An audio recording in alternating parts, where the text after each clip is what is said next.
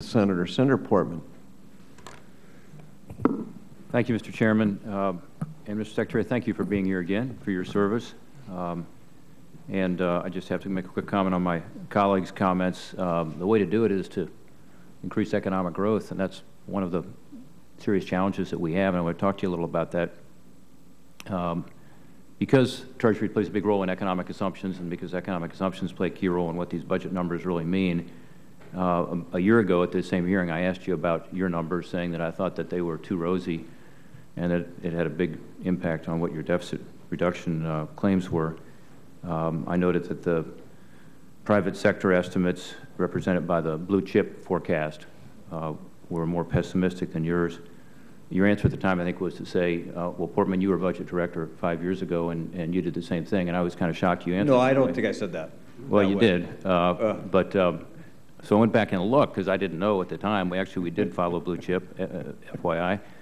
But it turns out that it was even worse than we all had hoped, because you look at 2011, last year, under your budget, you projected 3.1% growth in 2011. It ended up being, as everyone knows, 1.7% growth last year. And incidentally, your budget this year has lower estimates for 12, 13, and 14 than your budget did last year. But even so, you're significantly above blue chip. On average, you're over a half point above. And it does matter. I mean, you look at this, it's rule of thumb might be each year about 0.5% of GDP is about $200 billion bucks. So we're talking about $600 billion less in deficit reduction over the next few years if you follow blue chip. That's conservative. This blue chip is actually a little bit lower than that. So I just point that out again, that because Treasury plays a key role in looking at those, I hope that in these budget documents you guys can look at blue chip and CBO, which, as you know, CBO is far less optimistic than you are too. Given that you have about $2 trillion in tax hikes in this proposal, and that we've been off on the estimates in the past in your budget, why do you think the continued rosier scenario is appropriate?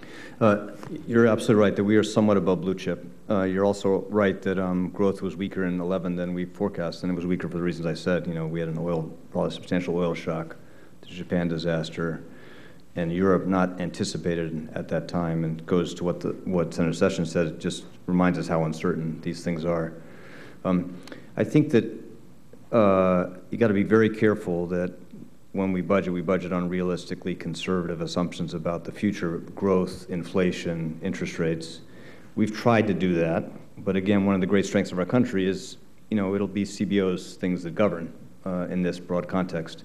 They're probably, I think, I'm not sure exactly where they're going to be. I agree with you, they're probably going to be more modest in the short term, but I think if you look over the longer the budget horizon, I don't think we're going to be that far off of them. Yeah, they're more pessimistic, as you know, over the next few years, and they're indicating that unemployment's going to rise. In fact, your own budget says unemployment's going to go up next year under your proposals. That's not quite true, Senator. As the chief economist said last few weeks or so, the unemployment forecast in the budget was done, I don't know, 5 yeah, I understand. points ago. I'm just saying, if you look at your budget, it has a higher forecast, and then CBO, Congressional Budget Office, has come out with their forecast. Only because it was done in November. That's all. Quickly on entitlements, because it was talked about a lot today, and a lot of people on this committee have spent a lot of time and effort on it, and a bunch of us have voted for what you called the Ryan budget earlier, which was a budget that most members of this committee on the Republican side supported, which did deal with the issue of Medicare in a very difficult political way, but in a way to actually get costs down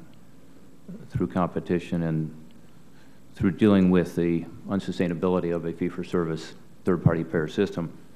Just to make a point here on your budget, mandatory spending, which is now the biggest part of the budget, it's 64% of the budget, which includes Medicare, Medicaid, Social Security, interest on the debt, rises in your 10 years, as I look at it, from 64% of the budget, and again, the fastest growing part of the budget, to 78% of the budget.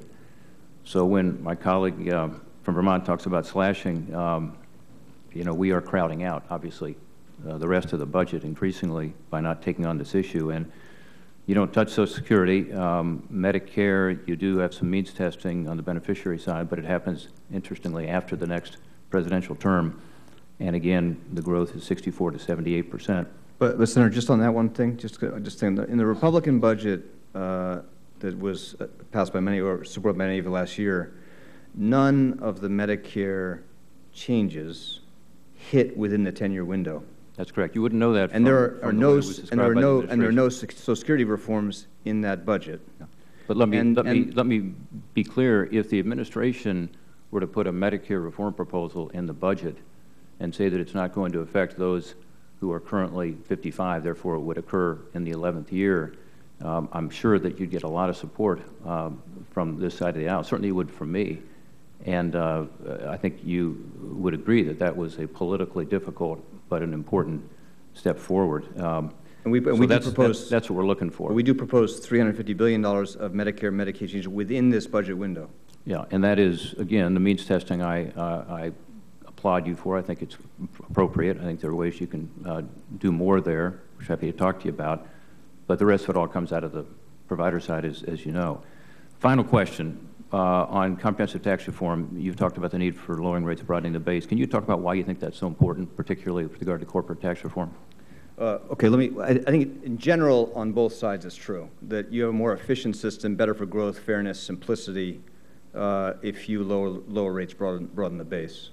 On the corporate side, the single most important imperative for how you think about a principle to guide reform is how to improve the incentives for people who are going to design and create and build things here in the United States. And what you want to do is reform the system so that you are shifting those incentives in favor of the American company or the foreign company building that next plant here.